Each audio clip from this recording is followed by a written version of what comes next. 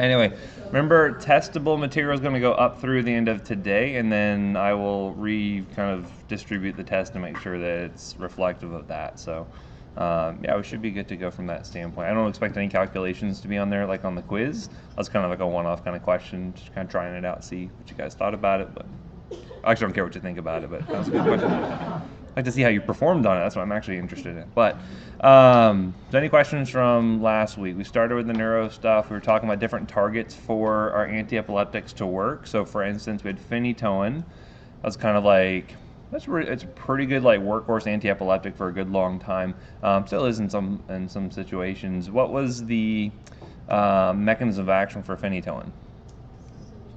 Okay, so it blocks sodium channels, right? And why does that help treat a seizure? All right, so it prevents those action potentials from occurring, right? Because it prevents that depolarization, that phase 0 depolarization in the neuron, right? So we have several other drugs that will do that as well, one of which being carbamazepine. I will tell you, a lot of these will come up again when we start talking about, some of them already came up when we talked about neuropathic pain, right? We talked about some anti-epileptics. The Gabapentin will show up. We will also talk about some of these in terms of their use for behavioral health coming up in another section, because you'll find that several of these can actually work as mood stabilizers for patients with like bipolar disorder. So this is an example of one that got its start as an anti-epileptic. It's still used for that purpose, but is also frequently used in a lot of behavioral health issues, which is why it's really important. Just because you look at a patient's med list, you can't just say blanket, okay, well, they're on this medication, so they must have this disease state. You don't necessarily want to cast that wide of a brush or that kind of wide of a net, not to confuse my analogies, but you don't want to do that necessarily. And ask the patient, hey, what do you take this for, right? Because it could be for a seizure disorder, it could be for bipolar disorder, maybe both, who knows. Anyway, so this is carbamazepine or Tegretol. It's going to be a sodium channel blocker, very similar to phenytoin in terms of its mechanism there. This one's actually interesting in terms of metabolism. So we saw that phenytoin as well also did a lot of induction of CYP enzymes. This one will do the same thing as well. It'll help to induce 3A4, 2C9, 2C19. Those are the main ones, but it actually induces its own metabolism. It's called autoinduction, such that you can start a patient on, say, like 100 milligrams twice a day, and you'll find that if you were to, say, take a steady state blood level that first couple of days, it would go down as time went on, right? Because you're inducing more of those enzymes to metabolize the drug. And so what do you think we would do to sort of counteract that? Yeah, you got to titrate up on the dose, right? So again, you don't start them on full blast dosing. You start them off on smaller dosing, allow the enzymes to start to induce themselves as you gradually ramp it up. And eventually you'll hit an equilibrium where the autoinduction kind of peters out and you're at a good, stable, steady state there. So that's kind of the big things you'll see. Remember, a big side effect for most of the anti-epileptics, because you're slowing down those action potentials being sent through the CNS, is what? Drowsiness, ataxia, falls potentially. You know, we were just talking about in the rheumatology section, right, we're talking about our bisphosphonates for osteoporosis. Why were those so important for those patients? To help with their bone mineral density. Because they get falls, and what happens? They get fractures. I will tell you, I just had someone, a distant family member, actually just had this happen this past week, to where they were at a host of chronic medication or of medical problems, chronic drinker, chronic smoker, poor diet, probably wasn't getting enough calcium, vitamin D, probably didn't take their bisphosphonates like they should. Gets a Charlie horse sitting on the couch, stands up to try to stretch it out. Guess what happens? Falls, sprains one wrist, fractures another wrist, L4 fracture. Right, so now they're getting fitted for a back brace and all those other things. Don't have to go to surgery, but again, this stuff happens, right, in real life, and so it's why it's so important educating on this stuff, because who knows what long-term disability is going to be for her, but we'll find out as time goes on, right? So again, you got to be really kind of on top of your game for this stuff. Anyway, yeah, so you're going to see a lot of, like, drowsiness, you can see slurred speech, all these kind of different things that can pop up from this. Be mindful of looking for LFTs, very similar to what we saw with phenytoin. You do worry about some, minor risk for hepatotoxicity. The unique thing with this one, though, is you can see hyponatremia. And the reason why you get this is a thing called SIADH. You guys ever heard of that? What is that? Yeah, so syndrome of inappropriate antidiuretic hormone secretion, essentially, right? So basically they're secreting too much antidiuretic hormone. So why does that cause hyponatremia? Yeah, the kidneys are going to be holding on to too much water, right? So that's going to dilute out the sodium that's already in the blood. What does it do to like your thirst response? Stimulates it. You get more free water intake as well, which also causes a dilutional sort of effect. So usually you get like a euvolemic hyponatremia that can develop from that. So you do want to monitor for serum sodium levels. This will be similar with oxcarbazepine, which we'll talk about in the next slide here. Also, you can see some transient bone marrow suppression issues. So you do want to watch their CBC for things like their white counts. You want to look for new platelet counts, etc. Oxcarbazepine is going to have fewer side effects than carbamazepine will. This one is also frequently used as a mood stabilizer for patients. Risk for hyponatremia is larger for this one than for carbamazepine. So again, that's kind of the unique thing with these two here. Okay, carbamazepine certainly one we'll do therapeutic drug monitoring on. So you can watch levels for those patients to make sure they stay kind of within range. Oxcarbazepine, we don't have that ability. We don't have a good assay to kind of correlate blood levels along with therapeutic effect, but definitely watch your sodium levels for this one. Next we have valproic acid. Again, frequently used as a mood stabilizer, but again, a good anti-epileptic as well. This one has a couple different mechanisms here. You may see different names for it. You may see things like divalproics. You may see divalproic sodium, valproic acid, a lot of different varieties of it. A lot of it depends on the salt form of the drug. A lot of different brand names too, like Depakote, Depakine, Depakon, so things like that. But it's going to work on sodium channel inhibition. It's also going to block some calcium channels, which we saw that was a different pathway to help decrease some of the excitability of those neurons, and can help some GABA activity, right? This one tends to be pretty well tolerated for the most part. Like I said, GI disturbances are going to be maybe the most common thing you run into, maybe not as much sedation. A lot of it depends on the level you're shooting for, though. So for instance, with like a patient on this for a seizure disorder, you may shoot for higher levels, which you'd be more likely to see things like sedation than if you were on it for bipolar disorder. You may have more, say lower levels on average, you may be less likely to see that. This is a unique thing you can see with this one. It can actually cause pancreatitis. So, if you had a patient who you're diagnosing with pancreatitis, you would definitely want to look through their medication list and see if this is playing a role, because it's kind of a unique thing. Definitely look at their LFTs, both at baseline and afterwards, to make sure you can monitor and see if they're having any degree of hepatotoxicity. This one tends to be a little bit higher up on that risk category in terms of liver damage, so you do want to watch out for that. Yes, ma'am.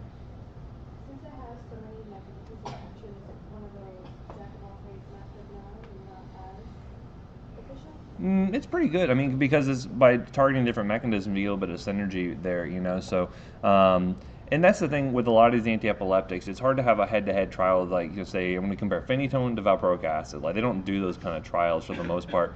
You'll see that a lot with the newer drugs too. Is like they don't have those kind of head-to-head trials. So frequently, the choice on which one of these to go with is going to be based off, say, the neurologist who's initially starting the patient on the drug, what their experiences have been, some other things with these patients. So for instance, if there are drug interactions that you'd want to be watchful for, if there's a major interaction where maybe you couldn't change one of the other medications, maybe this one wouldn't be a good option for them, right? Or if they have a history of issues of hyponatremia, maybe carbamazepine is not a good option, right?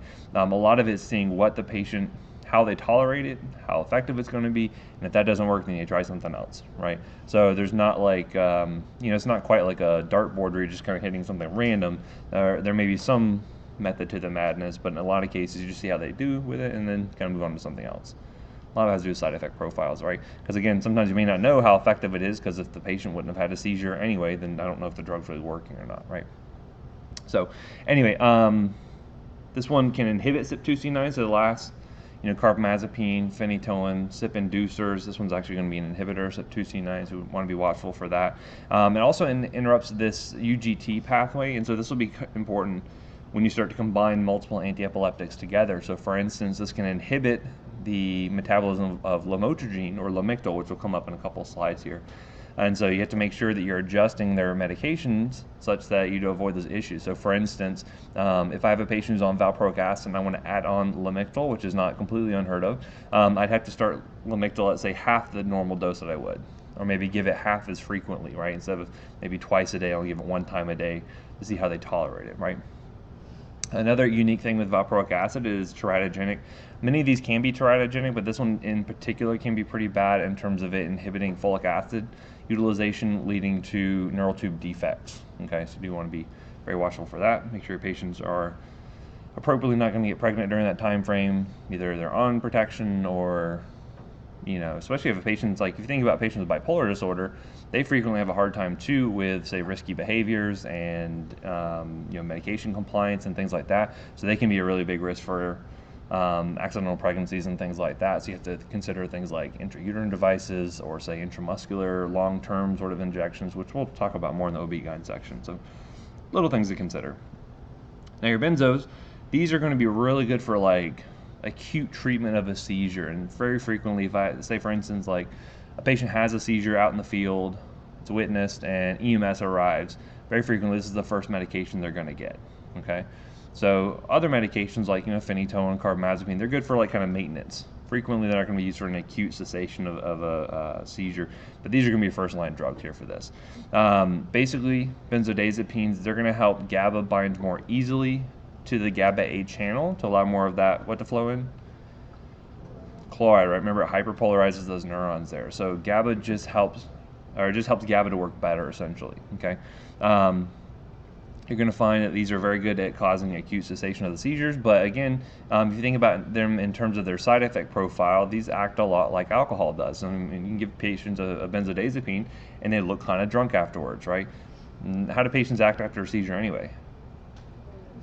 That post-ictal phase we talked about, they act kind of drunk anyway. So, this can be sometimes kind of exacerbating that a little bit. This is another big class you really want to be careful of mixing with things like other sedatives, like alcohol, like opioids, things like that, because you can see a big synergy in terms of CNS depression, and that can get them in trouble in terms of, like, say, for instance, they pass out and they vomit and aspirate, or they stop breathing, or whatever the case may be, right? So this is a big issue. Anyway, I had a friend who was talking about in pharmacy school, they're talking about a friend they had back in undergrad, and they said whenever they would go out drinking on the weekends, I don't know, some college students do that apparently, but they said, oh, well, I don't want to spend a lot of money on drinks and things like that, so I'll just take an Ativan, and then I only have to have like 1 or 2 drinks, and I'm okay to go. So people will sometimes abuse these effects. I mean, like, okay, I guess you're using the pharmacodynamics of the drugs working together to your benefit, but again, there's inherent dangers with that as well. You do have to be cautious. So, for instance, if a patient has a history of anaphylaxis, what do they get to go home with them? An EpiPen, right? Similarly here, if you have a patient with a seizure disorder, they frequently need a medication that they can have administered if they do have an acute seizure. For a long time, diazepam was a big one that was used there as Diastat. This actually came as a rectal gel. It could be administered. So basically, if a patient's having an acute seizure, the caregiver could, remove their pants, get the drug out, apply it rectally, and that rectal absorption is really nice from a kinetic standpoint because of why? Yeah, pretty good absorption, right? That mucous membrane's fairly thin. You also bypass the first pass effect, right? So again, it's a fairly good way of doing things, right? And we're doing that for a very long time. Nowadays, we're kind of getting away from that a little bit, and I'll mention the other route we'll see here in a second. In terms of like IV administration, like Ativan is probably going to be one of the go-tos here, right? So very frequently, this will be the first one they get from an intravenous standpoint. Sometimes you'll see patients who are going to be on benzos sort of around the clock for sort of control of seizures, but we don't necessarily like those mainly because of the sedation they can cause. So again, if you had to go to PA school, you probably wouldn't want to be on a benzo throughout the day because again, you're not going to be able to remember your lectures very well. You might fall asleep in the middle of it, which is already a challenge not to do anyway. Right, so you prefer to be on other medications, something like, a carbamazepine or something like that. These tend to be much more sedating than those other two. Anyway, but good for acute treatment. Yes, ma'am. I'm just trying to picture someone who's having an acute seizure and they're trying to do a rectal gel on them. Is there like a specialized applicator? There is, yeah. It looks like a syringe. Obviously, it's not going to have a needle on the end of it, right? So it's a kind of a blunt tip. It comes with a lubrication packet that you have to administer too. But again, education is super important for this stuff because again, is the patient going to give it to themselves? No, they're having a seizure, right? So it has to be a someone providing healthcare for that patient, whether it's a parent, whether it's a family member, whoever it's going to be there is likely to be the patient. You have to educate them. So for instance, if you don't have training on it beforehand, oftentimes people get very flustered. It's kind of an emergency sort of situation there. Maybe they take the drug out, but they forget to apply the lubrication to it, right? So now you can have rectal trauma on top of the seizure they're having anyway. So this is why you got to educate them, talk about it, go through the process with them, and that way they kind of know what to expect. So do you kind of have to like rub it in there, or? So you would actually, so like I said, it looks like a syringe. You can Google pictures. If you Google Diastat, you can find one there. But it looks like a syringe with a blunt tip on it. You just insert it into the rectum. You press the plunger, and the correct dose will be administered. This is something that the pharmacy will dial in the dose beforehand, so that way you can't accidentally give a wrong dose. Anyway, but again, obviously that can be problematic, right? So again, a lot of people may not want to, maybe embarrassing for the patient, or people may feel uncomfortable doing that. So nowadays we're getting away from this, and I see a lot of our neurologists are actually recommending intranasal midazolam. This will be easier to give something intranasally. Basically, we'll give them the IV form of the drug. They can draw it up into a syringe, and there's what they call a nasal atomizer, which basically will, when you press the drug through that, it will form a very fine mist that can coat the nasal mucosa, and you absorb it pretty effectively there. So that's becoming a little bit more common nowadays. More pharmacies are carrying like supplies that have to go along with it, so that is something you may see more frequently there. Why wouldn't I use anything orally for these patients that are having an acute seizure? They can aspirate, right? And so again, getting medications down into the lungs, not normally what we recommend, and cause chemical pneumonitis and other issues. So that can be a problematic sort of thing there. Again, you may find patients who are on these medications chronically, and you may see them on it, say 3 times a day, to help either manage their seizure or for other issues. And we'll look at this in the behavioral section. This is also used. What kind of behavioral issues could these be used for? Anxiety and panic disorders, right? So typically that's where you'll see that. But clonazepam and clobazam, like for instance, those patients may be on throughout the day, so that way they can help prevent those seizures from occurring, similar to how you do something like a phenytoin. So just some other options there. These are all going to be controlled substances though, so they're going to be restricted in that way, right? They're all C4s. So for instance, how many refills could you write on? They're going to take this monthly. Say you take twice a day, every day. How many refills can I do on that? 5 refills, right? Because I can give them a total of 6 months. The scripts are good for 6 months. C2s, though, are only good for 0. No refills on those, right? You can write for a total of 90 days worth. You can maybe post-date a script to say, don't fill until this day. I can do 3 of those, maybe.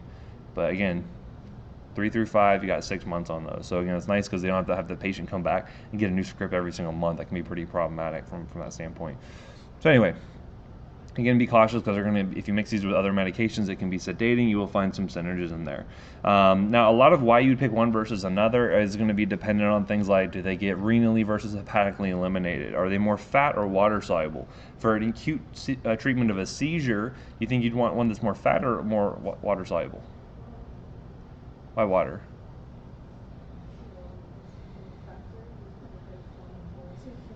Well, think about it. Where are these drugs working at? In the brain, right? How do they get to the brain? Blood-brain barrier. Is that easy to cross, typically? No, but something that's more lipophilic has an easier time crossing, right? So, for instance, like midazolam tends to be more lipophilic, a little bit faster onset. We do this, we give Versed all the time, the surgery realm, right before they go to surgery, right? Because you can actually use that as an anxiolytic, and it helps to augment how our other sedative drugs are going to work to get them, nice and unconscious for surgery, right? However, one benefit to using something more water-soluble like lorazepam, for instance, is that it takes a little more time to get across that blood-brain barrier, but once it's there, it also takes more time for it to get back out. So what do you think that does in terms of seizure recurrence?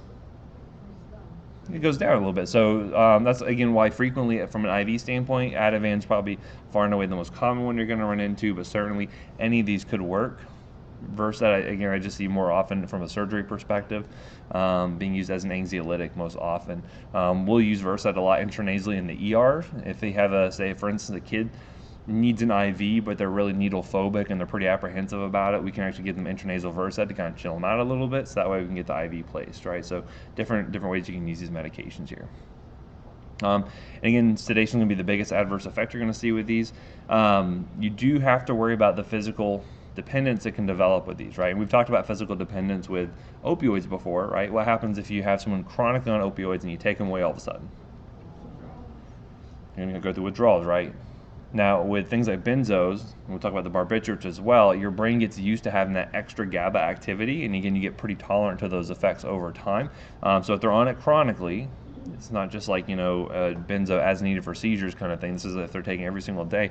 You do have to make sure you wean them off of it, because if you have a withdrawal and all of a sudden they have a lot less GABA activity, what do you think is going to happen? Withdrawal seizures, right? And that can be fatal, right? Remember we talked about opioid withdrawals. Are those fatal? No, they're going to wish they were dead because they feel so miserable and they're having diarrhea and they're vomiting and they're diaphoretic and tremulous, but they will not die from that, right? Here with the benzos, you can have withdrawal seizures and that can be quite fatal. Just like an alcohol withdrawal can be fatal, this is the same principle, right? Yes, sir. Does that only occur in people who are prone to seizures, or is it for anyone who's taking drugs? Anyone taking it. So, for instance, if you had someone who is, say, taking their Xanax or alprazolam, 3 times a day, and they've been taking it for years, and all of a sudden you cut off their supply, like, yeah, they can definitely have withdrawal seizures. So they don't have to have a preceding seizure disorder, but, that may make it more likely, potentially. It just depends on what their kind of neurochemistry is like to kind of baseline, for instance. So, yeah. So kind of going from the benzodiazepines into the barbiturates as a class, we have one that we use more commonly. This is going to be called phenobarbital. Actually, I had one patient when I was doing a rotation at a community rotation at a Publix, and I had a patient came up. He said, "I'd like a refill on my peanut butter balls." I go, "What are you talking about?" It took him a while for me to figure out. Oh, his phenobarbital. That's what he actually needed. But anyway, so this one is, instead of like a benzo that kind of helps GABA to work better to open up those channels, this one actually can directly bind to and open it up itself. So in general, the barbiturates tend to be more sedating, more likely to see some respiratory depression, especially in high doses there. But there's some other benefits to it we'll see. So we don't use it as commonly, but for patients, we don't really care if they're sedated or not. Like they don't have to go to school. They're not going to be driving a car. This can be pretty effective. So for instance, for neonatal seizures, this is actually our go-to. So we use phenobarb quite frequently for those kids.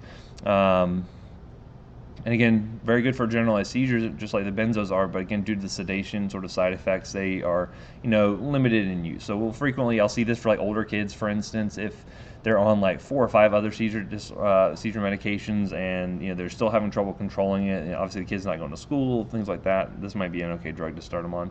These will also be controlled substances, so you do want to be mindful for that as well. Also, you're going to see a host of different issues in terms of drug interactions here, because it can induce some of the CYP enzymes, and I'll have a slide a little bit later on that kind of summarizes all these different drug interactions and stuff you can find with your anti-epileptic drugs here. But typically it's going to be more for refractory patients, or they've tried several other drugs and they're still not kind of well controlled with that. And again, therapeutic ranges here can be pretty individualized, such that you can have a patient who may be at a level of, say, 30 and they're still symptomatic. Or maybe they're still having some sedation, but I've had some patients that can have a level up to like 60 or 70 and they can be stone cold normal because of the tolerance that can develop with that, right? So again, if you get a level that comes back high and the patient's asymptomatic and they're not having any seizures, do you necessarily need to jump on and change their dose? No. Or if their level comes back a little low and again they're not having any side effects, no seizures, do you necessarily need to increase their dose? Not necessarily, right? You guys heard the mantra, treat the patient, not the number. It's an important thing. Just because you have an abnormal lab value doesn't mean you have to do something about it, right? Abnormal could be their normal, so to speak. So just something to consider. Moving into other class, we have ethosuximide or Xarelto. This one is very particular in terms of its mechanism of action. This one only does calcium channel blockade, which means it only is going to work for one particular type of seizure, and that's actually going to be for absent seizures. Remember I said those kind of present? Exactly, that's exactly how it presents, right? Kind of those staring spells, kind of go out of it for maybe a few seconds to a minute, and they come right back, right? Ethosuximide is going to be the treatment of choice for those type of seizures, mainly because it has a very kind of narrow spectrum in terms of its mechanism, only working on those calcium channels. Next we have gabapentin and pregabalin. These ones you're probably going to see 9 times out of 10 more often used for neuropathic pain issues than you will for actual anti-epileptic use, even though this is what they were originally designed for.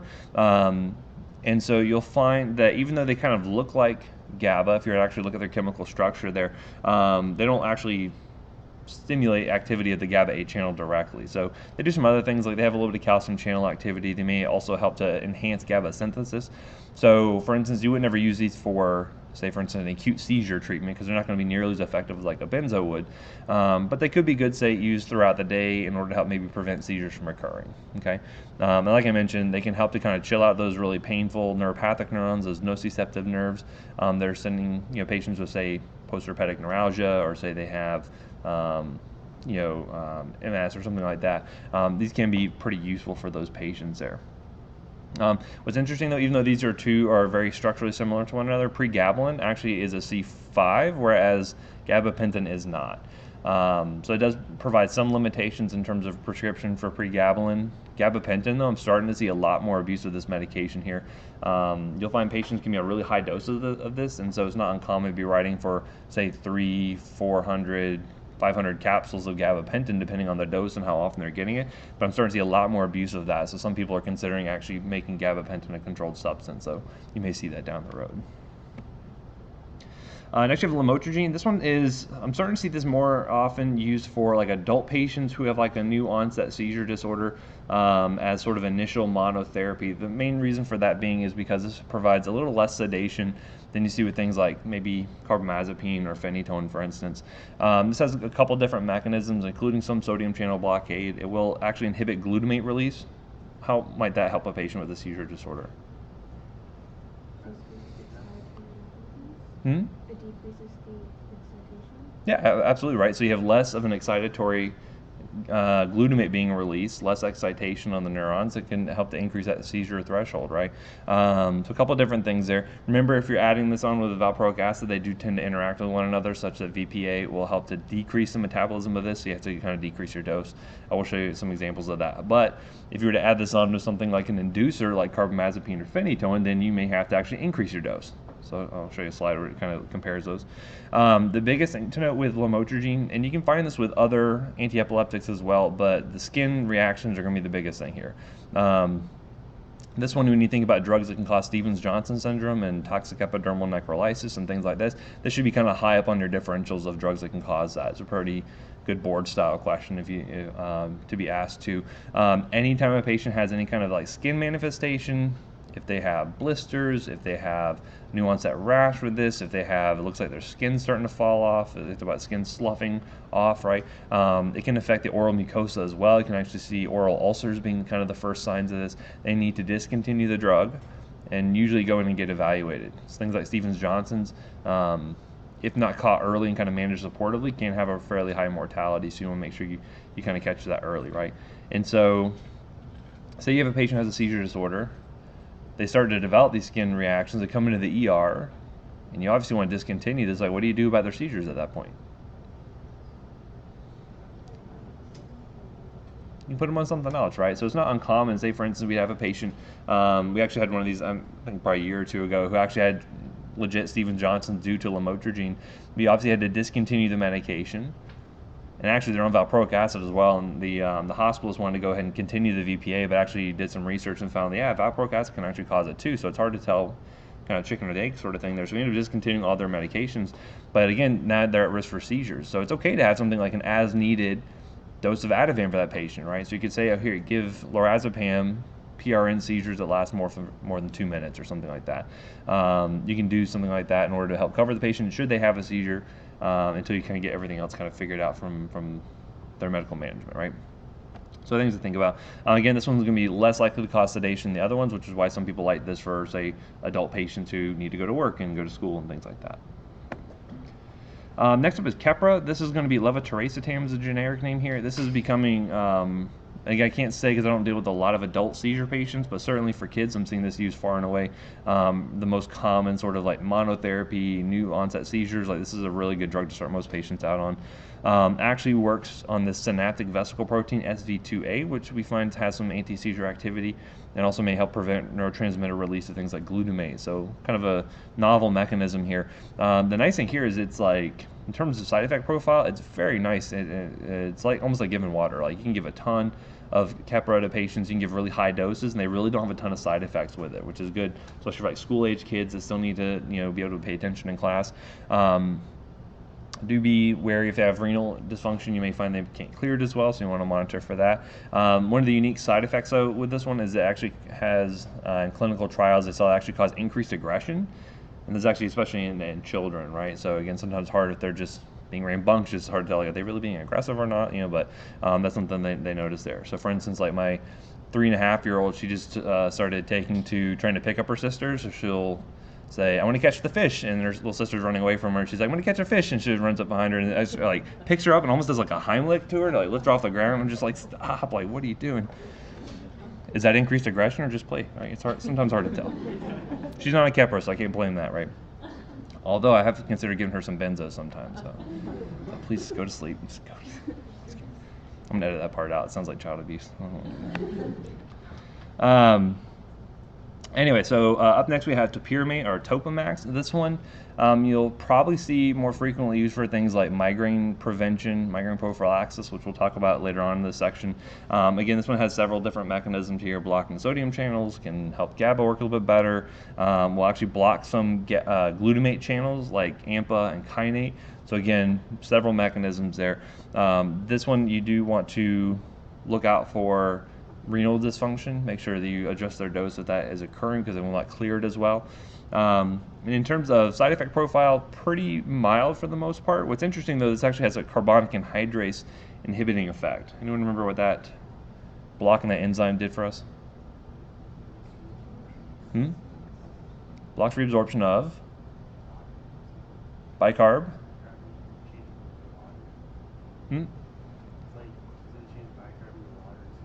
Yeah, essentially, yeah. So, carbonic anhydrase. Remember where we talked about this last?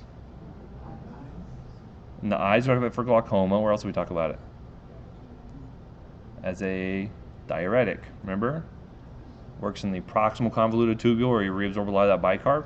So again, what you're going to find here is it actually will prevent the combining of CO2 and water together to form bicarb, and such that it'll actually keep bicarb caught out into the renal tubule, so that you'll just pee it out, right? So what do you think this does to your serum pH? Decreases it, right? It makes you more acidic because you're peeing out the bicarb. What did I talk about ketogenic diets? What's the benefit of that in seizure disorders? It makes you more acidotic, right? So make sure you try to increase that seizure threshold. So that could be another reason why this could be effective for seizures, because it puts you at a little bit more of an acidotic state there. And so when you have that develop, they develop what they call a non-gap metabolic acidosis. You guys ever heard of a wide anion gap metabolic acidosis? Heard of WAGMA before? All right, this is something good to know. It won't be on the test necessarily, but it's good to know. So anyone know how you calculate an anion gap? And what an anion gap tells you? It tells you if you have a metabolic acidosis, some kind of acidotic process going on, right? So basically, how you calculate this, you take your sodium and you subtract from that your chloride plus your bicarb. Okay, a normal value is like 12 plus or minus 4. So I normally say anything greater than 16 I consider to be abnormal, right? So again, if you have a low bicarb, which may be indicative of a metabolic acidosis, that gives you a wide anion gap. Okay. You guys ever heard of mud piles before? What is mud piles? Things that cause a wide anion gap metabolic acidosis, right? So again, when I have a patient, say they call me up at the poison center and they have a acidotic process going on, and I see they have an increased anion gap, I work through the mud piles to see, are any of these things high on my differential, to see, do I need to rule in or rule out any of these issues here, right? So, you guys know what the mud pile stands for? Somewhat. This will probably come up somewhere, either on rotations or on your boards, or maybe Dr. Levine will maybe ask you, and you'll look like a rock star when you can answer it correctly.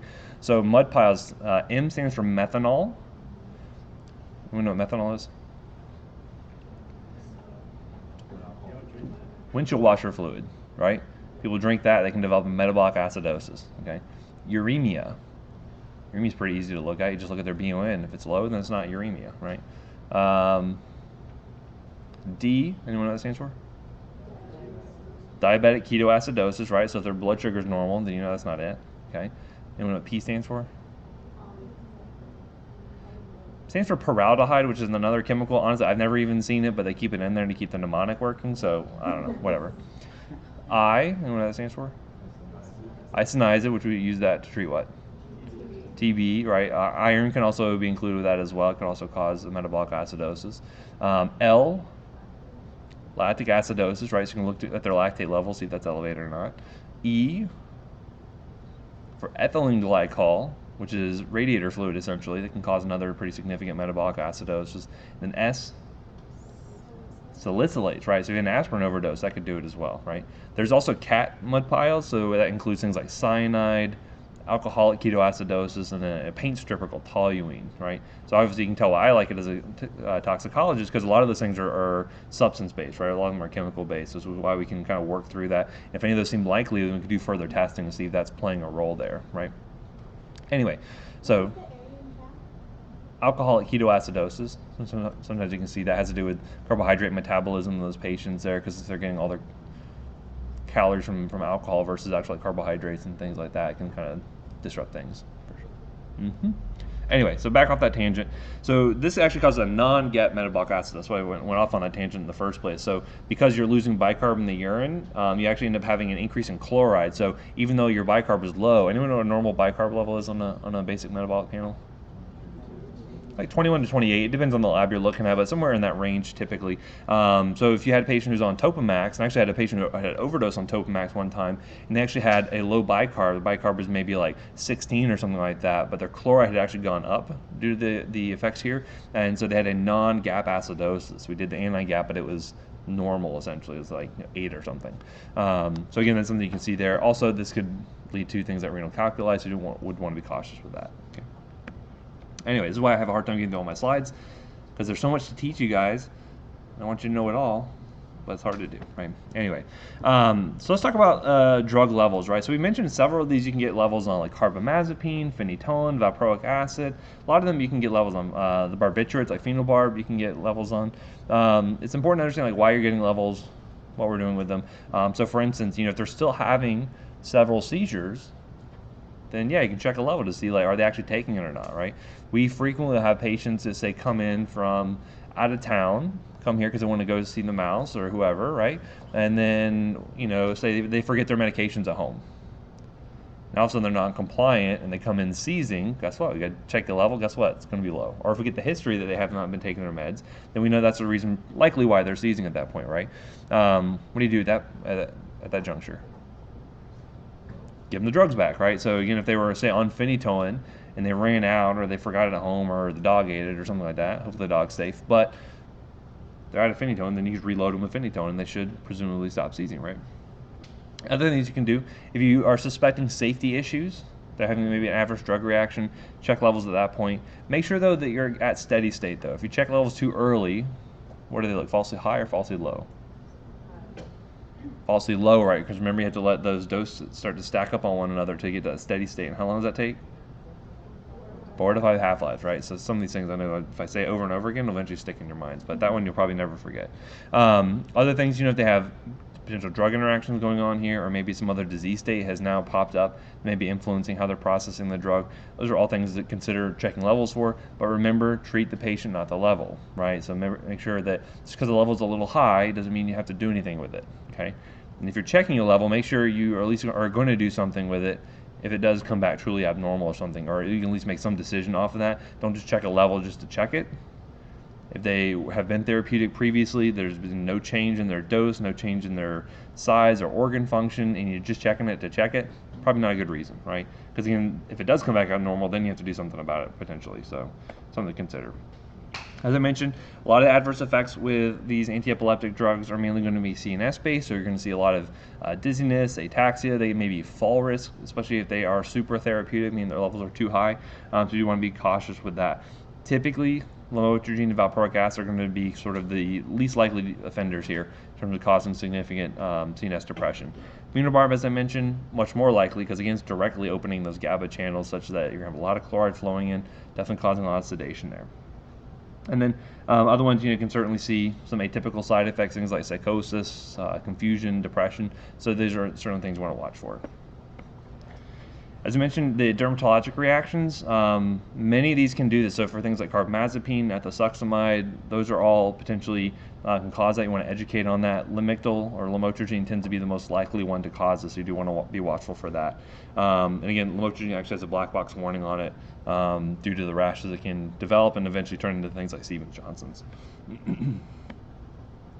In terms of hematologic side effects, you may find that things like valproic acid, phenytoin, and carbamazepine can actually cause some degree of bone marrow suppression. So you want to monitor their CBC at baseline, and then maybe a follow-up to see how those levels are doing to make sure they don't have any significant, say, thrombocytopenia or something. Obviously, tell them to look for abnormal bruising or bleeding, they have infection, things like that you want to be cautious with. Feldmate I didn't mention here, mainly because it's kind of gone out of favor because it actually has a risk for causing aplastic anemia, and so this is mainly used just for refractory patients that have basically failed everything else. In terms of causing hepatologic effects here, things like hepatic failure, hepatitis, typically this is going to be more seen with like carbamazepine, phenytoin, valproic acid, probably most likely with valproic acid if I had to say one out of the bunch here. And so you do want to be cautious of that, and again, you're going to be monitoring their LFTs both at baseline, at follow-up, and then pretty routinely from there on. So any questions on anti-epileptics? Some of these will come up again when we talk about them in behavioral. Some of them we already saw when we talk about neuropathic pain. Okay. Yes, sir. So if they're on topiramate and they get a non-anion and get metabolic acidosis, they're just going to wean them off it? That's a good question. I would, say you're just checking a routine BMP, and it comes back, and it depends on the degree of the acidosis, right? If their bicarb is, like 18, 19, I may not be looking to jump on it unless they're having some kind of side effects associated with that or something. But if it's more significant than that, you would probably want to consider taking them off of it and switching them to something else. But you see a lot of patients on this, and typically when you're using it for something like migraine prophylaxis or say like any kind of behavioral health issues, typically you see lower dosing being used, and so you're less likely to run into some of those issues there. But yeah, it's something to consider. Any other questions? Let's do a 10-minute break. We'll come back and then continue on. Next, I'm getting into Parkinson's disease. What is Parkinson's disease? It's a neurological disease. Good. That's the first level. Shh. What about dopamine? Creating cells in this substantia. Yeah, basically we've lost the ability to secrete dopamine from some of our neurons, right? This is a movement disorder, sort of, in a broad sense, right? We'll talk about different pathways of dopamine in the system, right? So, for instance, like the mesolimbic pathway, what is that used for? That's your reward pathway, right? So when you get addicted to something, that's the dopamine squirts I talk about, right? When you do heroin or eat a big juicy steak, if that's your food du jour, whatever happens to be, like that's dopamine getting released there, right? In that mesolimbic sort of pathway. The nigrostriatal pathway is going to be seen more to do with movement, right? So we're going to find that as you progressively lose these neurons, you're going to have a harder time initiating a movement, which is why you tend to see sort of that 4 cardinal features there. First of which is being sort of a tremor at rest, and this actually has to do with an imbalance between dopamine and acetylcholine that I'll talk about later. You'll notice this rigidity, hypokinesia, and then postural instability. And these are other patients are a big fall risk as well, shuffling along and they trip and fall potentially. Has anyone ever seen, there's a movie called Awakenings with Robin Williams. It's like an 80s movie. I'd recommend checking out some clips from that if you can on YouTube to kind of see what these patients look like when they're really, really progressive and they're like fully catatonic, cannot move, and then sort of how they respond after receiving dopamine or levodopa, which we'll talk about sort of being the cornerstone of therapy for this disease state a little bit later on. Really kind of fascinating to see these patients kind of like go from like not being able to move at all to actually being able to like getting up and walking after like 30 years or something. So pretty cool stuff. Anyway, we don't know always why patients develop this. Could be genetic predispositions, but in terms of drug-induced causes, we will find, especially when you're looking at the behavioral section coming up later on, we can induce a Parkinson's-like effect with some of our medications, and we can actually do with our antipsychotic medications used for things like schizophrenia. So we'll talk much more about that a little bit later on. But anything decreasing dopamine activity can lead to a very Parkinson's-like sort of effect. Even certain chemicals can do this. So for instance, if I had someone with a CO poisoning, CO is another name for what? Carbon monoxide, right? When did you have carbon monoxide poisoning? Maybe a car left in the garage that was running. What else? But here in Florida, say it's, in the summertime. Maybe fires, but what's more likely to occur, say, we're off here, say there's a hurricane coming. Generators are a big one, right? So a lot of people don't necessarily think about that, but generators are a big high-priced item people like to steal if that's left out. So people will say, well, I don't want to get stolen, so I'm going to run this in my garage. Same issue as the car, right? So we see a lot of carbon monoxide poisonings related to that. But again, that can actually fry out those dopamine neurons and lead to a Parkinson's-like effect, right? There's just something you can Google later, but if you Google the drug addict who froze, there's a really cool story about this chemical called MPTP. And basically, this is back in the day when people were trying to design their own sort of like designer drugs. I think they're trying to design sort of something kind of similar to meperidine. And this guy came up with this chemical.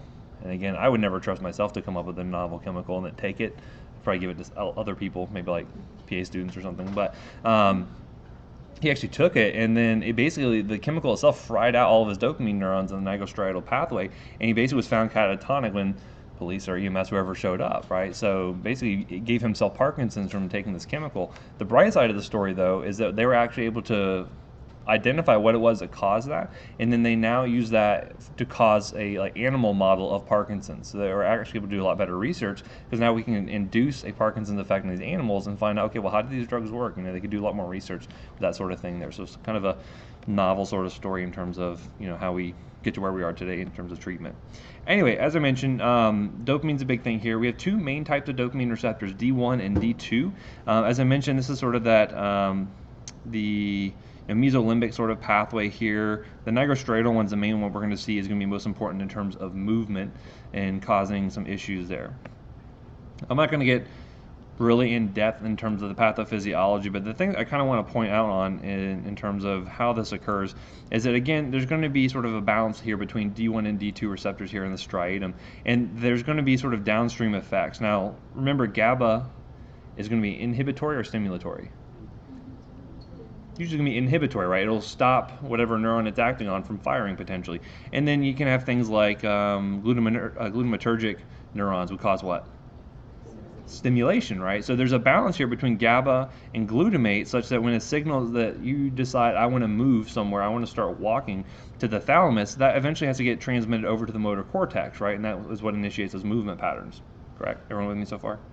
Right. Anyway, so what happens here is when you end up losing dopamine activity, you end up finding this disbalance where you have way too much GABA activity on the thalamus, and it inhibits the thalamus from sending that signal to the motor cortex. So that makes it very difficult to initiate movement because there's way too much inhibitory sort of activity here. Okay? That's why they have postural instability, that's why they have bradykinesia, because they can't initiate those movements, because basically the thalamus has been sort of put down in a shutdown state. And why, if you lose all that dopamine, eventually you turn basically catatonic, you can't move at all, essentially. So, tremor being another one of those sort of cardinal features of Parkinson's is also having to do with this loss of dopamine. And you'll kind of find here that there's a seesaw effect between dopamine release and acetylcholine release. And by losing that dopamine, you end up having too much acetylcholine. We know that acetylcholine acting on some of those nerve fibers can actually cause actual movement in and of itself. So it actually causes that resting tremor that they have there, right? So that's one thing that patients may present with early. Because again, diagnosing Parkinson's is not something you really do with a lab test. It's all based off of their symptomatology, how they're presenting, their history. And so the resting tremor may be kind of the first thing that manifests. So we'll talk about drug treatment for that specifically in just a little bit. So how does dopamine actually get processed in the body? And so we'll find that typically a lot of our dopamine is going to be coming in through the diet in terms of sort of precursor amino acids, right?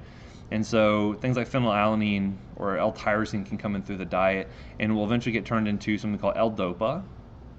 L-dopa itself can actually be metabolized by an enzyme called COMT, which we'll talk about. COMT will be an important enzyme for drug targets. L-dopa or levodopa itself is a precursor to dopamine.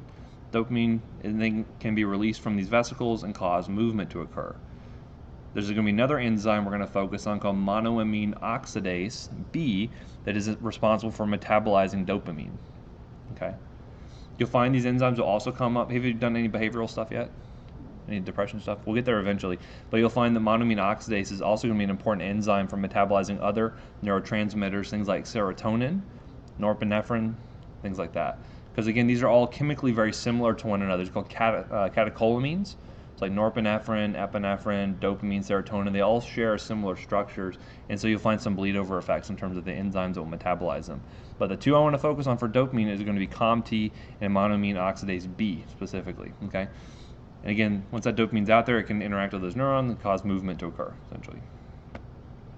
So as I mentioned, a lot of this has to do with movement problems, usually hypokinesia, bradykinesia.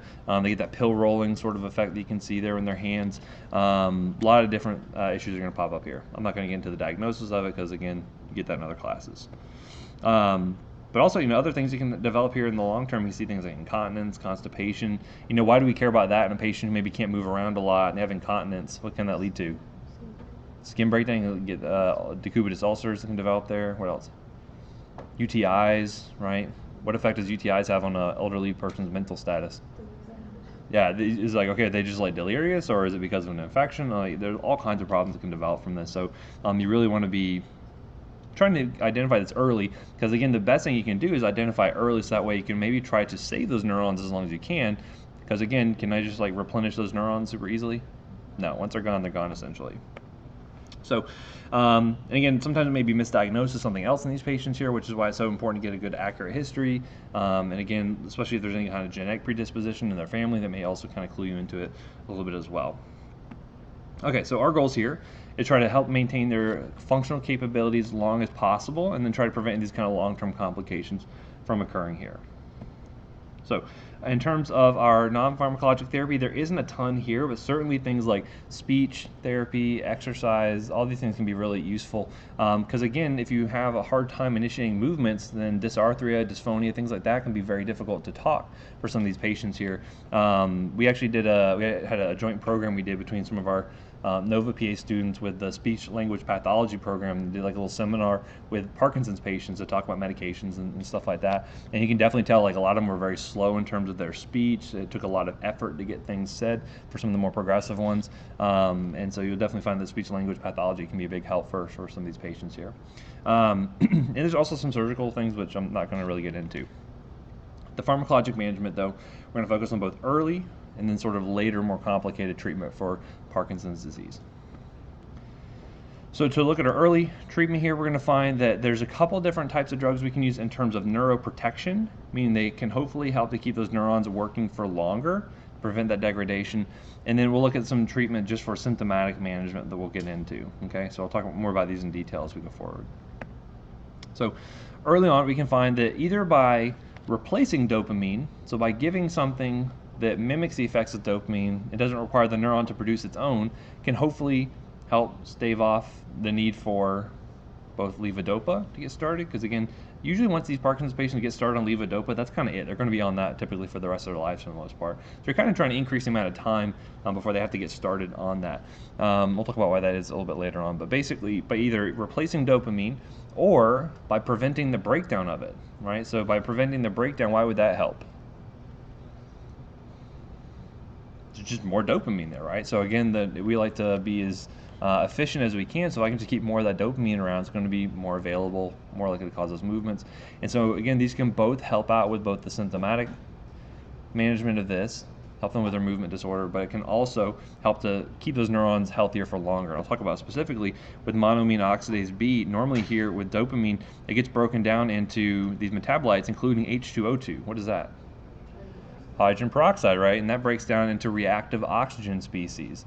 Reactive oxygen species, they just have these free electrons here. They can go and interact with all kinds of proteins, cause denaturation, trigger apoptosis, right? So that can help to hasten along the destruction of the dopaminergic neurons. If I block this enzyme, well, guess what? I have less of those reactive oxygen species being formed, and thus maybe I can keep the neuron healthier for longer. That is the thought process behind that, why we would probably end up starting patients really early on with something like either a dopamine agonist or, in this case here, a monoamine oxidase B inhibitor.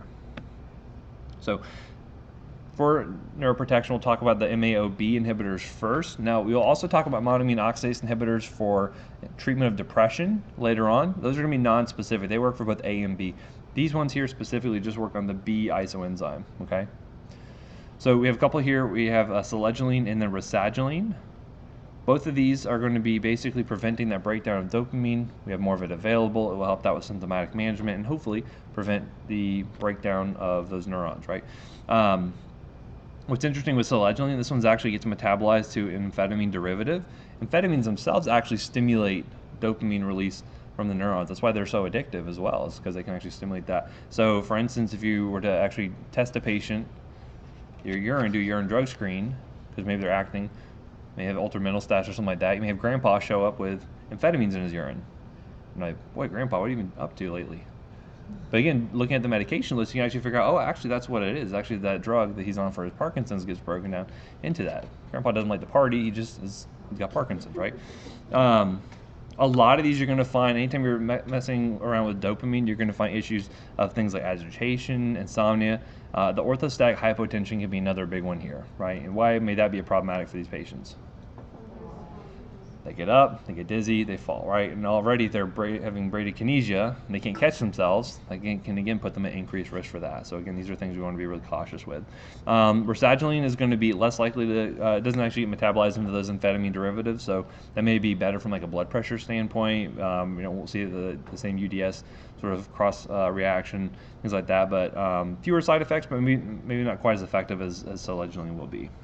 Both are going to be risk for serotonin syndrome. This is something we're going to talk a lot more about later on in the behavioral health section. Anyone ever heard of serotonin syndrome before? Basically, a condition that develops when you have just way too much serotonin in the system. It can lead to things like seizures and myoclonus and all kinds of other things. We'll talk much more about it later on. But basically, by giving a monoamine oxidase B inhibitor, you prevent the breakdown of serotonin to some degree, and so that was what can preclude or predispose these patients to developing that. So don't worry too much about it. We'll talk about it later on. So we can use this as monotherapy for these patients, especially for more mild presentations. It's not going to be as effective as levodopa, but it may help to maybe prevent them from getting started on levodopa for a little bit longer, hopefully. There's a lot of drugs that will interact with this, and most of these are going to be things that block reuptake of norepinephrine or serotonin. So a lot of your antidepressant drugs can do this. Things like tramadol and methadone we've mentioned before, they have reuptake inhibition capabilities there, can all be playing a role here, right? And so it's, you want to make sure that, say, for instance, before you take a patient to surgery, like look at their medication list to see if anything may be interacting here, right? So one of the other things I want to note here, with anytime you're on a monoamine oxidase inhibitor, you have to keep in mind something called a tyramine reaction.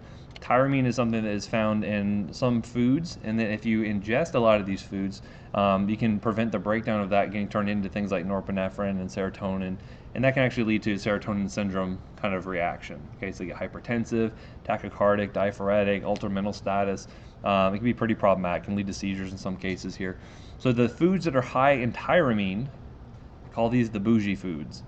These are things that like your highfalutin patients who go to like wine and cheese parties, drinking red wine and having all these aged cheeses and meats and things like that. Those are foods that are typically high in tyramine, right? It may not be an issue for your patient, right? If he's, think about like my Putnam County patients from back in the day that just eat collard greens and chicken. It's like they're not going to run into any issues there. But say, for instance, you have someone who likes their fava beans, right, and their red wine and all these kind of things. Those are foods that are more likely to cause reactions, right? But certainly warn them, hey, there's plenty of other things you could be eating that's not going to have a reaction here. I always talk about Hannibal Lecter being kind of a problem with this. You're familiar with Silence of the Lambs? He liked to eat his patients with fava beans and a nice Chianti. If he was on MAOI, he could actually have a tyramine reaction, and that could be very problematic for him. So I just watched that movie recently. It's still really good. Anyway, so looking at other things we can do in terms of symptomatic management, we can also use some anticholinergics, and this is specifically just going to be used for those tremors, right? So if they're only presenting with tremors, you think it's related to Parkinson's, this is where your anticholinergics can come into play here. Keep in mind, though, what are side effects of anticholinergics? What's the mnemonic we use? Mad as a hatter, dry as a bone, blind as a bat, red as a beet, hot as a match, hot as Hades, whatever you want to do, right? So remember all those side effects, because those can certainly come up with these as well, right? Remember, giving these to elderly patients may not be the best idea, because what do anticholinergics do in elderly patients? Makes them mad as a hatter, exactly. So you can definitely see some altered mental status associated with that. Not great, especially if they're, say, older than 75. And most of these Parkinson patients are going to be towards the later stages of life, right?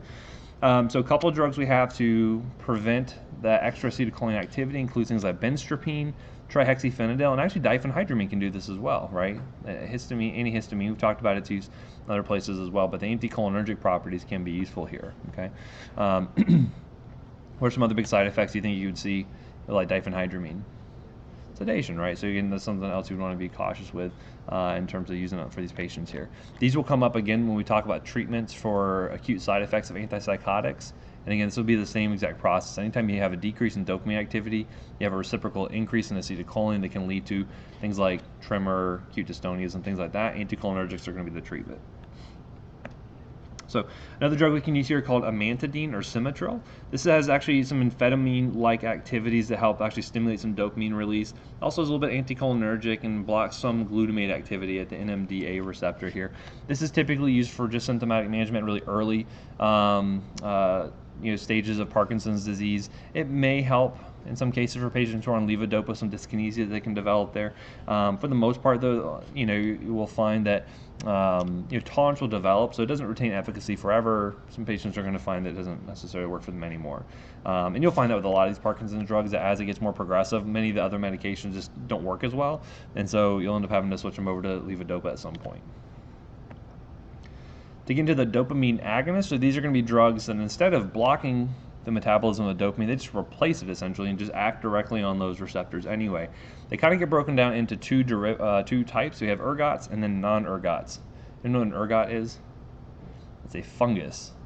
And so we actually have derived from them some chemicals that actually help stimulate dopamine receptors there. Okay. So we actually used to find this fungus on things like contaminated rye, like rye used to make bread and stuff like that would actually get contaminated with this fungus and would actually cause some issues here. So has anyone ever heard of St. Anthony's fire?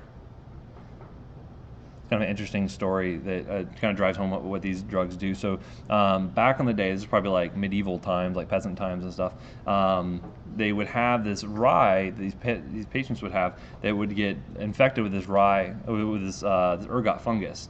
And so some of the effects that it caused, because it works on dopamine, some other receptors, serotonin, things like that, they cause pretty significant vasoconstriction.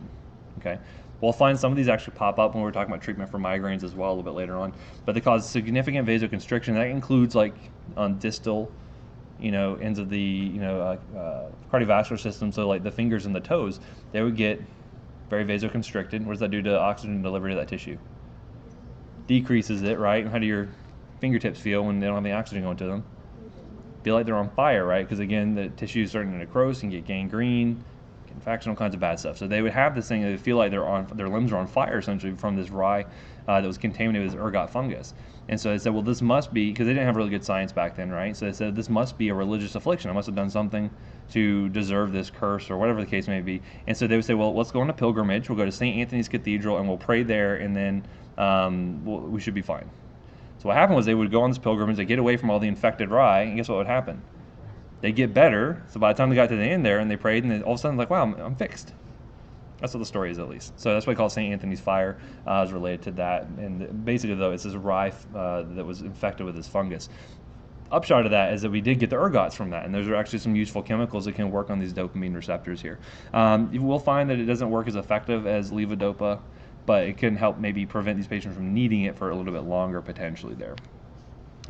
If you were to add it on to somebody who's taking levodopa, because we know that turns into dopamine, then you would want to lower that dose because, again, you don't want to avoid getting too much activity there. So as you might imagine, you can see things like orthostatic hypotension, because, again, if they're not able to regulate how their vasoconstriction is working as effectively, that can lead to that. Certainly somnolence, confusion, and things like that. Pretty similar side effects to what we saw with the MAOB inhibitors a few seconds ago. Okay. Also, you can find some things like valve issues that can develop here. You can have things like retroperitoneal fibrosis. So, in terms of the ergots, we don't use them as often anymore because of a lot of these side effects, but you still may see them used occasionally. Here's an example of what that rye looks like with the ergot fungus on it. So again, if you didn't see that and you made all your bread out of it, you can definitely get contaminated pretty easily. So the one we have that is mainly a ergot derivative is going to be called bromocriptine or Parladel. That's one you may see probably used most often. And then we have a few that are non-ergot derivatives, things like ropinirole, rotigotine, and then pramipexole. Things like rotigotine are nice because it comes as a transdermal product. So that way, it's helpful from a compliance standpoint. It can be there for a few days, and patients don't have to think about putting it on every day, so it can help from a compliance standpoint. And then we also have something called apomorphine. This is actually something that looks a lot like morphine, but doesn't have any opioid qualities to it. And this actually can be used for diagnosis in some cases. You can actually have a patient who maybe suspect has Parkinson's disease, give them a dopamine agonist, and what should you expect to see happen? the symptoms should get better all of a sudden, right? So that way you can go ahead, and if you see that the symptoms improve after giving something that activates dopamine, then you probably notice what it is a deficiency. So you can say, okay, that's probably my diagnosis, sort of a provocative sort of testing there, right? So again, these are your examples here. Some of these you'll see used for different movement disorders like restless leg syndrome, so you may see that occasionally. Things like Repenerol, like Requip, you see that pretty commonly. So those are the ways we can hopefully not need levodopa, right? They are potentially neuroprotective, specifically the monoamine oxidase B inhibitors. Now we're getting into levodopa, carbidopa, or Sinemet. So this is a combination drug you always see used together. The actual business end of the drug is going to be levodopa. This is what's actually going to help our symptoms here. And again, it's a precursor to dopamine. Problem is, if you give levodopa by itself, it's not all that effective because it does get metabolized in the periphery, so it doesn't really have a chance to get into the cross the blood-brain barrier into the CNS. So because of that, we want to give something that actually will help it to be more bioavailable, make it more easy to get into the CNS. And so that's why we add in carbidopa. Basically, carbidopa will prevent peripheral LAAD, which is an enzyme that metabolizes L-dopa, and by giving that, and again, carbidopa itself does not cross the blood-brain barrier, it allows for that levodopa to cross over and get in and do its thing. Okay, so that's the only reason why we give the carbidopa, is to help the levodopa get to where it's going to work. That makes sense? Anyway, so that way, again, I don't have to give such huge doses of levodopa that get a ton of peripheral side effects. I'm able to give lower doses instead. Again, you're going to see very similar side effects to the dopamine agonist, postural hypotension, arrhythmias, nausea, vomiting associated with that, right? Pretty normal effects. Now, because levodopa itself has an amino acid-like structure, you're going to find that you can have issues of absorption. And in fact, if you have a lot of proteins trying to be absorbed all at the same time, you can saturate that tissue to where it can't absorb anymore. And so frequently what we'll tell patients is that they can retime their protein intake separate from their levodopa. That way it can actually allow it to be absorbed much more thoroughly, I should say. And so, for instance, I mentioned talking to those patients that have Parkinson's, they would talk about, oh yeah, you know, I used to eat my eggs in the morning, but then I had to move my eggs over to the afternoon because it would cause my levodopa not to work as well. Little things like that, right? So redistributing their protein can actually help make their drugs work better because of that saturation that can occur there. You can see by giving the drug with something like carbidopa, you actually help to enhance the half-life, allow it to work a little bit better there. I'll talk about what entacapone is in just a moment. So these may be either used as initial treatment, depending on how symptomatic they are initially. But again, typically once patients get started on it, and again, it's super effective. It's really good at what it does. But as soon as they get started on it, they're probably going to be on it forever, right? So this is why we may use other medications, things like your selegiline, things like your bromocriptine, to try to potentially, you know, extend that duration until you need the levodopa later on. So that's why we do those other drugs first there. But again, eventually all patients are going to need the combination levodopa, carbidopa. So, as I mentioned, a lot of times you're going to be adjusting the dose. Start off relatively low dose at first, usually 3 times a day, and then gradually titrating up to see how they're going to tolerate it based on their side effects. There's also different dosage forms, things like controlled release preparations that allow for more consistent release of the drug throughout the day, which can be helpful depending on how their symptoms are sort of presenting. You may find some patients, for instance, they will find that the drug works really well in the morning when they take it, but then, say, towards dinner time, it starts to wear off, right? So using something like controlled release preparation may be able to help with that, provide more consistent sort of amounts there. And we also have different things like oral disintegrating tablets, right? So what's an oral disintegrating tablet mean? Yeah, it just gets absorbed from the oral mucosa, right? They don't have to swallow it. Why might that be important for a Parkinson's patient? Yeah. They have dysphagia and dysarthria that can develop over time, right? They have a hard time working those muscles, and so and instead of allowing them to try to swallow that tablet, they can just absorb it right there, right? So little considerations based on the disease state may lead you to choose one dosage form versus another. So again, some people feel like if you start L-dopa off early, remember we said that as dopamine gets metabolized, you cause increased destruction of those neurons because of those free radicals that form there. They feel that by starting L-dopa earlier, that you may hasten the progression of Parkinson's disease, but again, it's not necessarily just there's one definitive answer there. A lot of people though will try something like a monoamine oxidase B inhibitor early to help with that neuroprotection, and then switch over eventually later on. Another way we can help our levodopa to work better is actually by giving a COMT inhibitor. It stands for catecholamine O methyltransferase. or you can just call it COMT. And this is something that by giving this with levodopa, it actually helps to prevent the breakdown of dopamine as well. So it actually helps to allow the drug to work a little bit better there. Typically, you do not want to use these in conjunction with a monoamine oxidase B inhibitor, because you can see increased risk for things like serotonin syndrome and whatnot. So you definitely would want to avoid that for sure. And again, similar side effects to L-DOPA, because it's essentially making L-DOPA work better in those cases there, right? We have two that are on the market. Typically, entacapone is going to be the main one you'll see being used, mainly because tolcapone has pretty significant hepatotoxicity associated with it, so that one's kind of gone by the wayside a bit. Entacapone is going to be much more commonly used there. And in fact, there's actually a combination drug with all three together to help out with the compliance standpoint, right?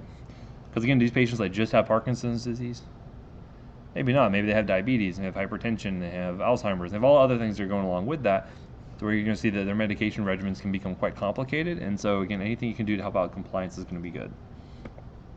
So typically, if you're looking at, say, like a treatment algorithm on how to manage these patients here, again, you're going to kind of see, okay, well, what sort of impairment are they having? If it's really mild, you may just start off with something like rasagiline, right? Monoamine oxidase B inhibitor, if it's pretty minimal sort of symptoms there, right? Because again, that's going to help with that neuroprotection, hopefully, in the long run. And if they're having tremor and they're less than 65, we're not so worried about the ultramental status that can occur with anticholinergics, things like trihexyphenidyl or benzodiazepine. You can consider using an anticholinergic at first. If that is not helping with the tremor, it's not working efficiently enough, then you can consider adding on Sinemet, right? If they're over 65, then you just go straight to Sinemet, okay? If they're developing the bradykinesia and rigidity, again, you may try, if they're less than 65, to go with the dopamine agonists, mainly due to the blood pressure effects. But again, what do you always go back to? Ultimately, you go back to Sinemet, right? So again, all kind of roads lead back to carbidopa, levodopa at some point there, as you'll see.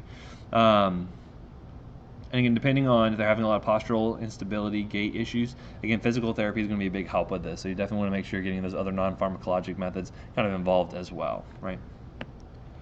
So as I mentioned, you'll find that early stages, patients may start off with just one drug, as that flow sheet kind of showed you there. You'll eventually need polytherapy. Maybe you'll add on multiple medications with one another, maybe an anticholinergic plus a monoamine oxidase B inhibitor, something like that. But eventually, they're going to get to what we call the levodopa honeymoon. They have it on the slide. And that's where when you add on levodopa, like all their symptoms get like way improved.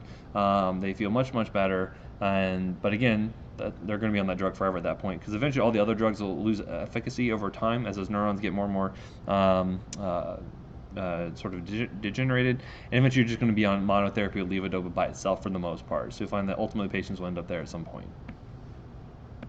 So in terms of monitoring, again, look at things like when are they taking their medications, when are they getting protein in their diet, because that may be affecting levodopa pretty significantly.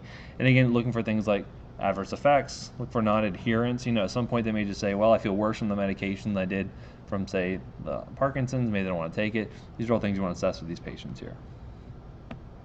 Any questions on that section? Sir? How long do people usually stay off levodopa and stay on other medications? It depends on sort of when it was caught, how early it was caught. Obviously, the earlier, the better. I mean, some places they were looking at like maybe 5 years extension before they get started on levodopa. It just depends on, it'd be very dependent on the actual patient, how progressive they were when they got caught. Because again, you may have a little bit of tremor, you may not think anything of it. I think, hey, that's Parkinson's, and so you may never even evaluate them for that until later on when they're developing a lot more of those other symptoms to go along with it. Okay, so let's get into Alzheimer's disease. So what is Alzheimer's disease? You guys already forgot, didn't you? Anyway, so again, progressive loss of a lot of these neurons within the hippocampus that develop over time. A lot of these are acetylcholine releasing neurons, so we're going to focus on acetylcholine quite a bit here, but can be pretty significant, because again, it's not just like where I place my keys. It may start out like that, but what does it develop into eventually? Like, can they get up and go to the bathroom? Can they take care of themselves at all? Like, most of these patients end up in an ALF at some point, assisted living facility at some point, depending on how progressive it is. I know, like, when my grandfather died, my grandfather and grandmother have been together, I think, 64 years. Like, can you imagine doing anything for 64 years? Being with the same person? Like, that sounds incredible. Incredible feat, I should say. But thinking about that, like once he passed away and she kind of lost that sort of anchor to her life, I mean, like the Alzheimer's just kicked in extremely quickly. And after a while, it's like, you just couldn't even hold a conversation with her practically. She couldn't take care of herself. So you can find that, especially when things like this happen, they can have a very rapid decline in function eventually. And again, a lot of times they'll end up in nursing homes. Those are not great places in terms of like infection and other things that can come about from that. So big issues. And again, you can find that the neurons will degrade over time because they end up developing all these extra little plaques that can develop here. A lot of times as the cells develop, these little neurofibrillary tangles that causes the immune system to respond to that, which helps to degenerate those neurons. So again, not great, right? So what can we do for it though? Obviously, we can help to, and our goals are going to be to help with their cognitive abilities, hopefully help them to try to preserve as much function as we can in terms of their memory. But again, there's not really any good way to delay progression of disease, not really much that we can do other than just help out with the symptomatology of it. And so there's kind of two main ways we can attack this. There's the cholinergic based pathway, and then there's also going to be a glutaminergic we'll look at in just a few moments here. Essentially, though, what we think is that we're losing these neurons that are releasing acetylcholine. Now, normally acetylcholine is producing these neurons here. Usually acetyl-CoA and choline coming together, and then it releases acetylcholine, and then what happens to that acetylcholine? What breaks it down? There's going to be different cholinesterases, right? So things that will break it down. So we have a lot of different types of esterases in the body, and in fact, actually the fastest acting enzyme in the system is typically our plasma esterases. They're very quick acting enzymes. But essentially what happens is that choline will get reuptaken. So based off of this, what do you think we could do to help improve how much acetylcholine we have available to work there in those hippocampal neurons? Well, what if I blocked activity of the cholinesterase, right? What does that do to my acetylcholine levels? They're going to increase, right? Just like if I can block breakdown of dopamine, have more dopamine to work at the neurons. Same thing happens here, right?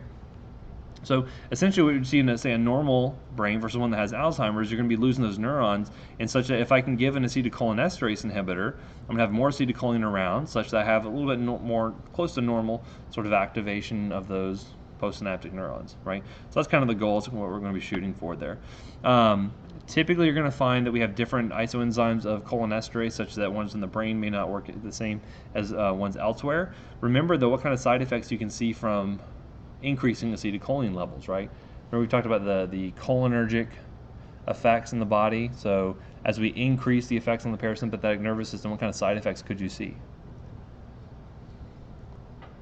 Talked about the dumbbells. What does the dumbbells want? We love our mnemonics, right? Diarrhea. What goes along? Urination. Good. Mydriasis or meiosis? Meiosis, remember, because anticholinergic effects cause mydriasis, right? What are the B's? Bradycardia. Bronchorrhea, right? Because you're causing secretions everywhere, right? Bronchospasm, potentially. It's E. Yeah, M, this is good because the guy coming out of the bottom end is going to come out of the top end too. L, lacrimation. S, salivation. Good. So again, just fluids everywhere. So those are common side effects you may see that. And again, we mentioned with like Alzheimer's disease, as it gets more progressive, they may become incontinent, right? Well, is it a result of the medications we're giving them, or is it because of the disease progression, right? They kind of forget to take care of themselves from a toileting standpoint. A lot of different things that can be coming up about this. So basically, the ones we'd like to use are going to be more centrally acting, so we don't see a lot of those peripheral sort of effects, but you may see some bleed over, you may see some side effects related to that. But hopefully they're going to help out with the memory and cognition for these patients here. They don't do anything to affect the neurodegeneration though, right? So they don't help to slow down progression, they only treat the symptoms. And so we'll find there's a couple different varieties of cholinesterase. We're mainly going to be focusing on things like, the G1 form. I don't necessarily care that the different isoforms of these enzymes here, but just know there's different varieties. And so based on how the drugs are working with them, you may see differences in the side effects that may actually manifest there. So there's a couple of different ones we have here, and just kind of illustrate some differences between these. Obviously, we don't want to have an irreversible inhibitor, but we can talk about the speed of reversibility. You can have some things that will bind to the cholinesterase for a longer period of time, and that helps with, even if it has a short half-life, it may be able to stick around for longer because it's bound up to the enzyme for longer. So we'll talk about that in a couple of instances. Again, Tacron is going to be one we don't really use too often anymore, mainly because of hepatotoxicity and has a really short half-life. But these are the three we're going to use most frequently: donepezil, rivastigmine, and galantamine. We'll talk about their individual sort of idiosyncrasies in just a moment here. So donepezil, a pretty common one you'll see used for Alzheimer's disease. Again, this is going to have a long half-life, why is that important for these patients? Yeah, so one-time daily dosing. Is perhaps remembering to take their dose important for these patients? Yes, because they have memory impairment, right? So this is a big we would get calls like this all the time at the Poison Center when I was staffing there during my fellowship. People who would be like, I thought I didn't think I took my dose, and then I went ahead and took another one, and then I realized I actually took an extra one, right? You get calls like that all the time. Patients accidentally double dosing themselves on medications because of the memory impairment, right? So hopefully this will help out with that, but the better compliance, less often they have to give it, the better you're going to see for these patients here, right? Keep in mind that, again, look for drug interactions. These won't inhibit or induce any enzymes, but certainly you'll find other drugs that may be affecting them, which could increase the side effects like the dumbbells that we mentioned before. Rivastigmine, this one's going to be working, even though it has a relatively short half-life, only about an hour to hour and a half, it actually binds really tightly to the enzyme. So it's not an irreversible inhibitor, but it binds for like 9 hours or something, so it's going to be on there for a while. So you still end up seeing maybe twice a day dosing, maybe not the best, but if they have someone who's helping them out, make sure they're taking their medications like they should, then that can be beneficial there. Again, fine for long-term use. Again, there's not going to be really one that's better than the other in terms of categories here. There's just different options for these patients. Last one we have here is going to be galantamine. This one, again, requires twice daily dosing. Nice, again, because it doesn't really have a lot of peripheral effects. It's pretty specific for working on those isoforms into the CNS itself there. So that's the cholinergic side of things. There's also the glutamate side. So we said glutamate is typically excitatory or inhibitory. Excitatory, right? And so you can actually cause excitotoxicity over time. So if you have an overactivity of glutamate, you can lead to overexcitation because you're releasing a lot of calcium into the neuron, and that causes a lot of eventual damage over time. And that's what we think helps to lead to some of that neurodegeneration. So potentially, if we could use something that blocks the activity of glutamate, then hopefully that can maybe, one, help out with the health of those neurons. Maybe this helps slow down progression a little bit. We don't really get evidence say one way or the other, but you will see this used occasionally.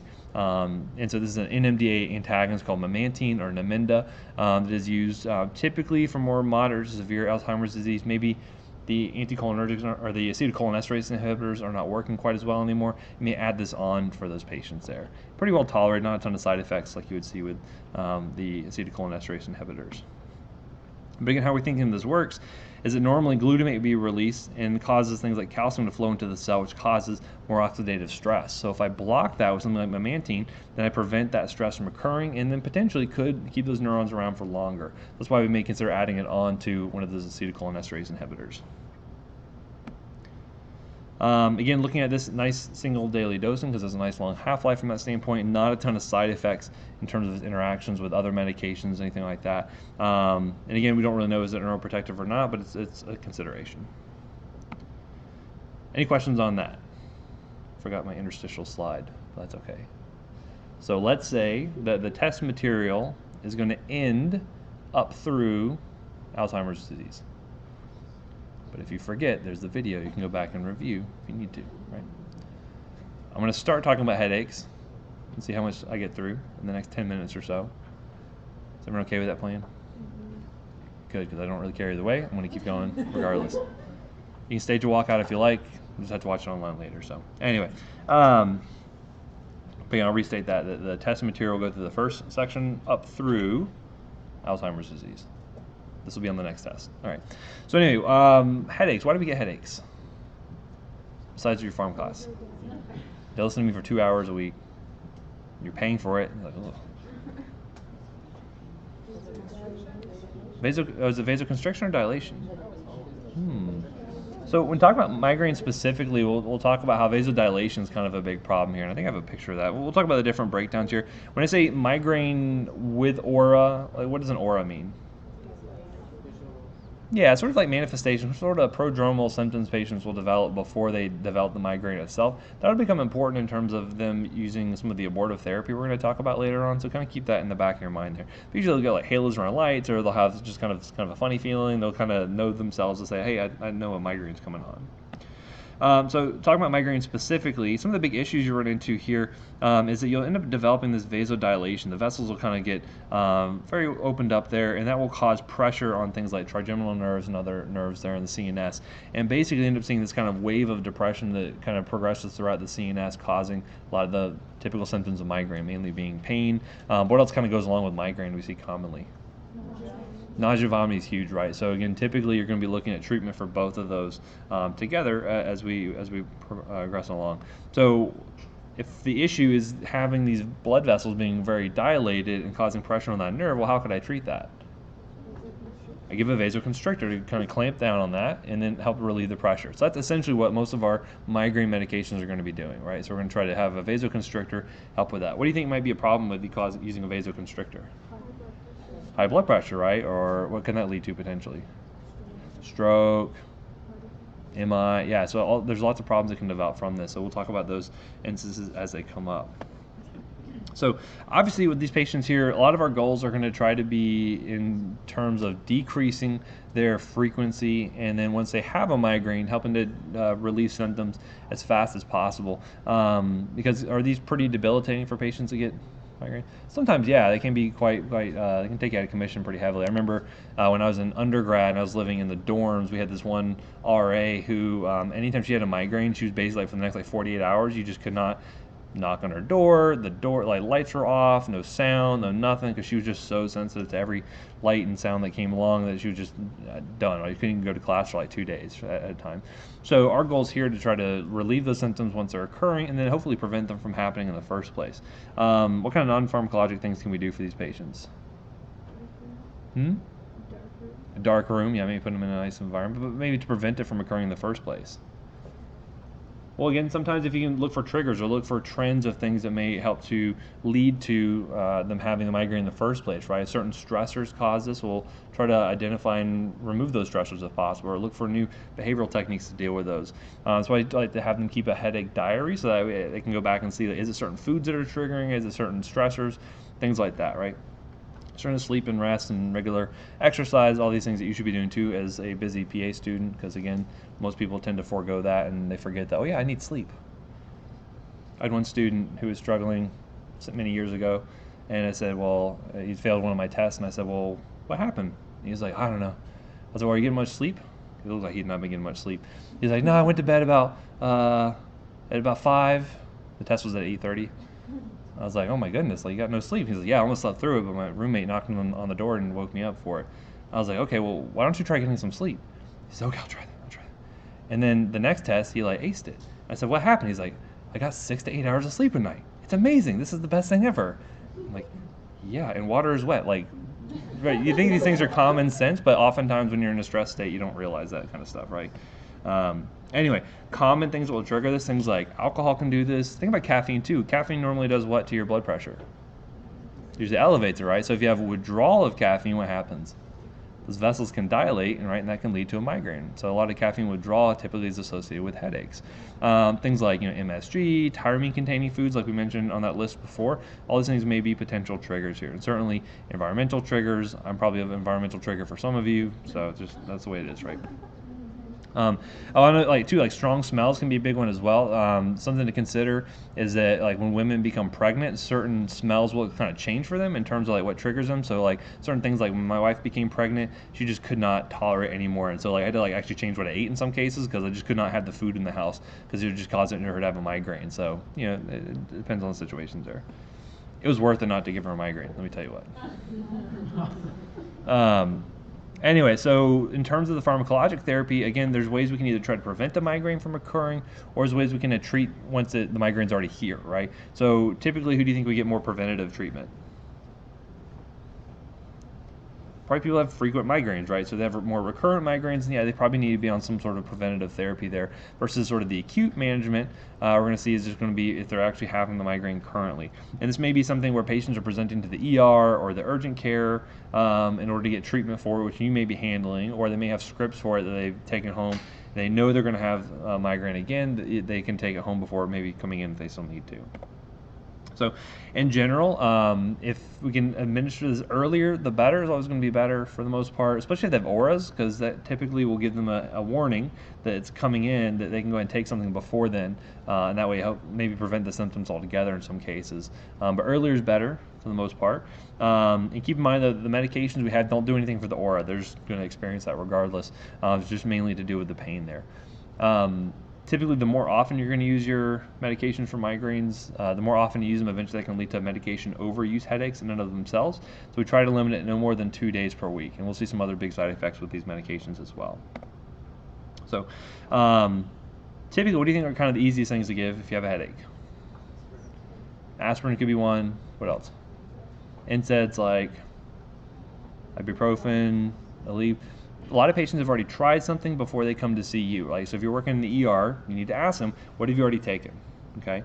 Make sure to get the dose too that they take and when you're asking them. So, if someone comes in and they say, oh yeah, I took some ibuprofen before I came in, it's not doing anything for me.